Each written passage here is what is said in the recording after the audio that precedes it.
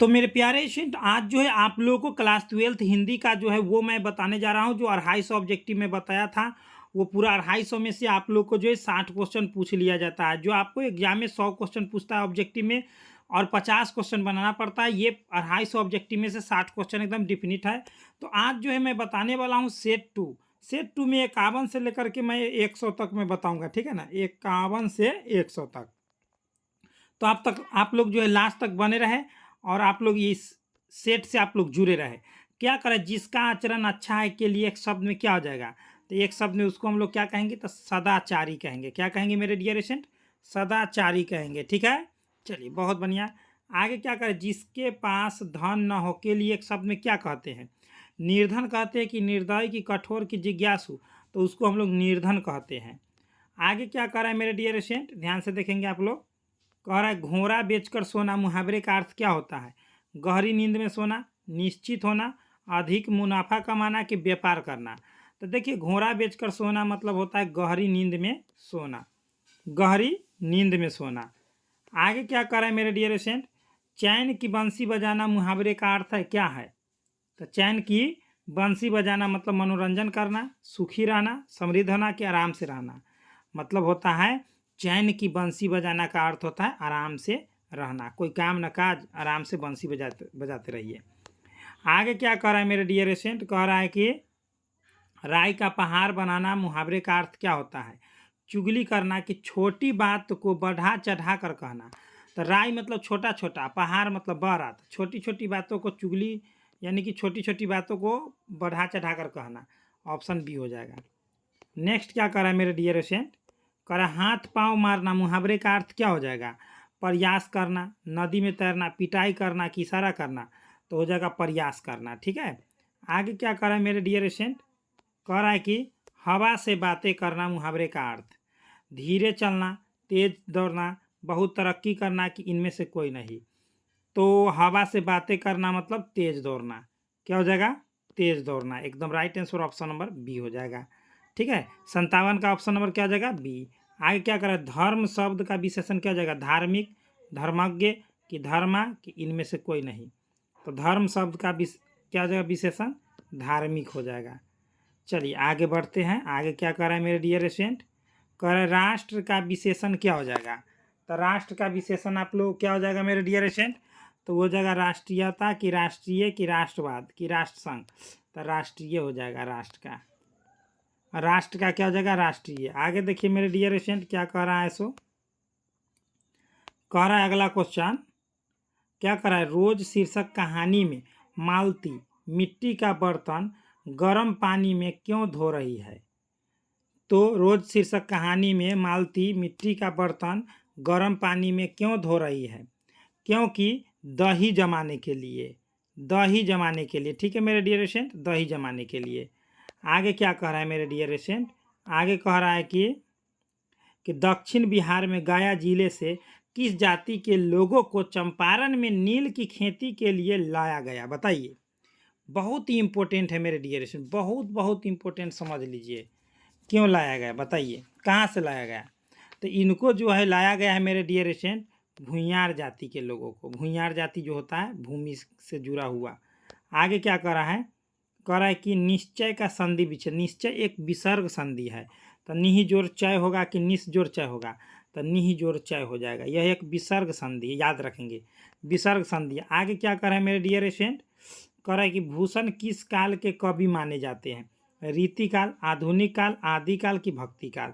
तो भूषण जी जो है मेरे डियर स्टूडेंट, वह रीतिकाल के कवि माने जाते हैं। आगे चलिए, आगे क्या कर रहा है, देवता का पर्यायवाची शब्द कौन सा हो जाएगा। तो देवता का क्या हो जाएगा, देव होगा, पुरुषोत्तम होगा, कि विप्र होगा, कि अग्नि होगा। तो देवता का हो जाएगा देव, ठीक है। चलिए बेहतरीन मेरे प्यारे स्टूडेंट। आगे क्या कर रहा है, अगला क्वेश्चन कर रहा है, रघुवीर सहाय का जन्म स्थान है आगरा में, मेरठ में, लखनऊ में, कि प्रयाग में। तो रघुवीर सहाय का जन्म स्थान जो है लखनऊ में है मेरे डियर स्टूडेंट। कहाँ है, लखनऊ में। ऑप्शन सी हो जाएगा करेक्ट। नेक्स्ट क्या कह रहा है मेरे डियर स्टूडेंट, मलयज की रचना नहीं है, ना आने वाला कल, या काल, या जूठन, कि सलाम। कि इनमें से कोई नहीं। तो मलैज का रचना इसमें से कौन सा है जो नहीं है? तो हम लोग जानते हैं मेरे प्यारे स्टूडेंट, याद रखेंगे 66 का ना आने वाला काल। आगे क्या करा? ज्ञात का विलोम क्या होगा? अनजान कि अज्ञात कि नासमझ कि बेज्ञात। आप लोग कमेंट बॉक्स में इसका कमेंट करेंगे कि आप लोग ज्ञात का इसमें विलोम क्या हो जाएगा। सो ठीक है ना, सिंपल क्वेश्चन है, ये पूछा हुआ है।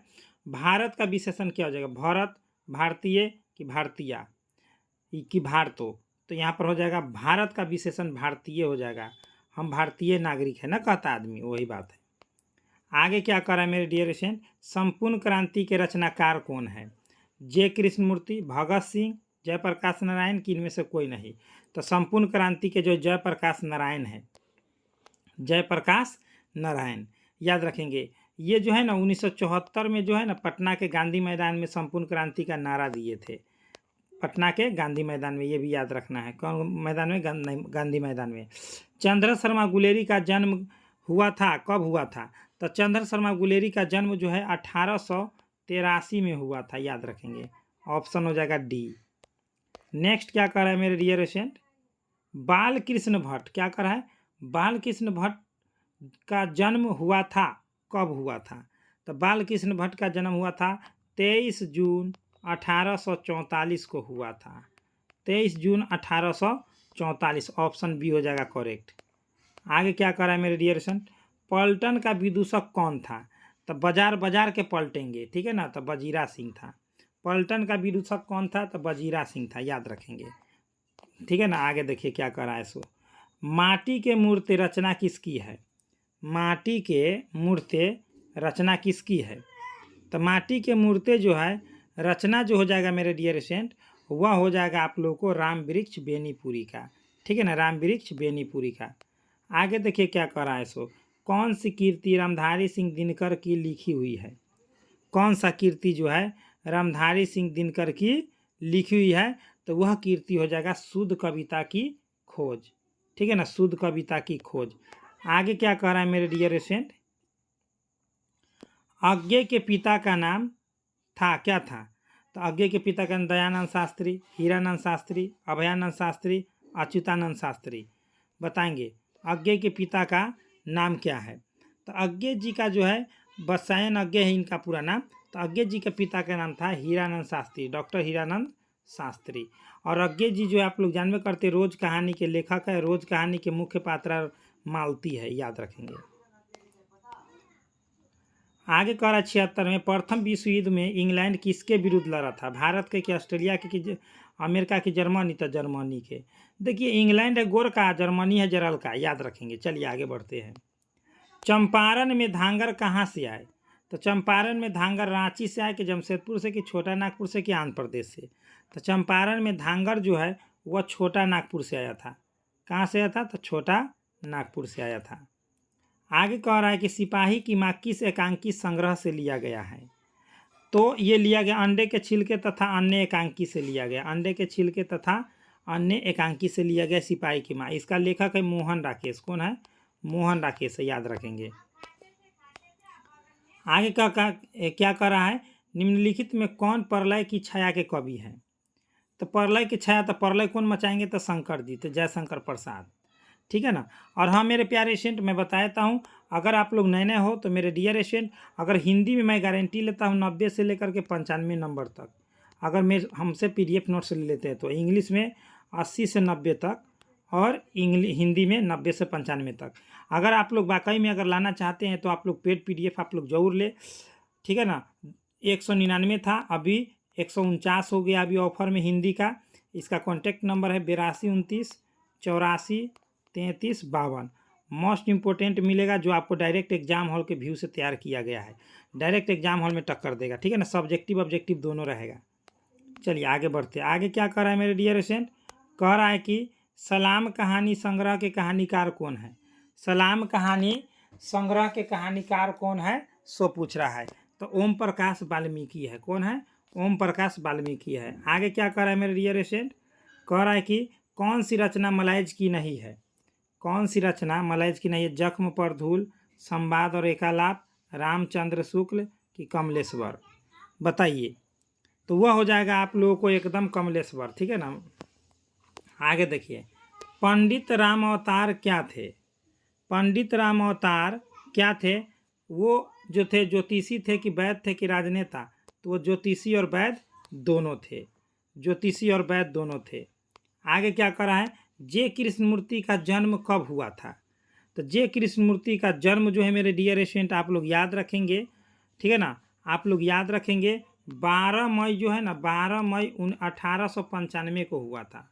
ऑप्शन ए हो जाएगा, ठीक है ना, ऑप्शन ए हो जाएगा। नेक्स्ट, पद्मावत के रचनाकार कौन है? तो पद्मावत के रचनाकार जो हो जाएगा मेरे डियर स्टूडेंट वो जायसी साहब है। कौन है? जायसी साहब। आगे क्या कर रहा है, सूरदास के गुरु का नाम क्या है? तो सूरदास के गुरु का नाम बल्लावाचार्य है। कौन है? कौन है? बल्लावाचार्य है। सूरदास के गुरु का नाम क्या है? बल्लावाचार्य है। आगे क्या कर रहा है मेरे डियर स्टूडेंट, तुलसीदास का मूल नाम क्या था? तो तुलसीदास का मूल नाम क्या था सो पूछ रहा है। तो तुलसीदास का जानते हैं, बचपन में वो जन्म लिए थे तो राम बोले थे, तो यानी कि राम बोला, उसी समय से उनका नाम हो गया राम बोला। आगे क्या करे, भक्तमाल के रचयिता कौन है? कबीर दास है कि गुरु नानक है कि रायदास है कि नवादास है? तो देखिए मेरे डियर स्टूडेंट, भक्तमाल के रचयिता जो है नवादास है। कौन है? नवादास है, याद रखेंगे। आगे क्या कर रहा है, भूषण के पिता का नाम बताइए, क्या था? तो रत्नाकर त्रिपाठी था। क्या था? रत्नाकर त्रिपाठी। 88 का आपका करेक्ट आंसर आया है, ठीक है। आगे देखिए क्या करें, जयशंकर प्रसाद किस वाद के कवि थे? तो जयशंकर प्रसाद देखिए, शंकर जी, ठीक है ना, प्रलय के छाया, हाँ छायावाद के थे। प्रलय के छाया है ना जयशंकर प्रसाद के, तो छायावाद। आगे क्या कर रहा है, बिखरे मोती क्या है? बिखरे मोती क्या है? तो बिखरे मोती क्या है? उपन्यास की, काव्य संकलन की, निबंध संकलन की, कहानी संग्रह? तो बिखरे मोती जो है कहानी संग्रह है। क्या है? कहानी संग्रह है। आगे क्या कह रहा है मेरे डियर स्टूडेंट, शमशेर बहादुर सिंह की पत्नी का नाम क्या था, क्या है? तो धर्म देवी है। क्या है? धर्म देवी, याद रखेंगे। शमशेर बहादुर सिंह के पत्नी का नाम धर्म देवी है। आगे कह रहा है कि मुक्ति बोध की माँ का नाम क्या है? तो वो पार्वती बाई है। क्या है? पार्वती बाई है। मुक्ति बोध के माता का नाम पार्वती बाई है। आगे क्या कह रहा है, आशीर्वाद का संधि विच्छेद क्या आ जाएगा? तो आशीर्वाद एक विसर्ग संधि है। आशी जोर वाद हो जाएगा, ठीक है ना। ऑप्शन यहाँ पर 2 ठोप्पा लगा दीजिए, ऑप्शन बी मार दीजिए, ठीक है ना। एकदम राइट आंसर ऑप्शन बी होगा, ऑप्शन के अनुसार। नायक का संधि विच्छेद क्या, कौन सा संधि है? नायक जो है कौन सा संधि है? तो यह जो है अयादी संधि है। कौन सा? अयादी संधि, याद रखेंगे। सभी क्वेश्चन जो आपको एग्जाम हॉल के व्यू से तैयार किया गया है। सदैव किस संधि का उदाहरण है? तो सदैव देखिए एकदम राइट आंसर आप लोग का है वृद्धि संधि, क्योंकि सदैव जो सदा जो रेव बराबर सदैव यानी कि वृद्धि हुआ है। आगे क्या कह रहा है मेरे डियर स्टूडेंट, सन्मति का संधि विच्छेद क्या होगा? सन्मति का संधि विच्छेद क्या हो जाएगा मेरे डियर स्टूडेंट, बताएंगे? तो मेरे प्यारे स्टूडेंट, सन्मति का संधि विच्छेद आपको राइट हो जाएगा, सत जोर मति बराबर सन्मति, ऑप्शन नंबर डी हो जाएगा करेक्ट। आगे क्या कर रहा है कि दस आनंद जिसके दशानन कौन सा समास है? बहुब्रीहि, अव्ययी भाव के द्विगु के तत्पुरुष? तो देखिए आनंद, दशानन, शतानन, गजानन ये सभी बहुब्रीहि है। क्या है? बहुब्रीहि है।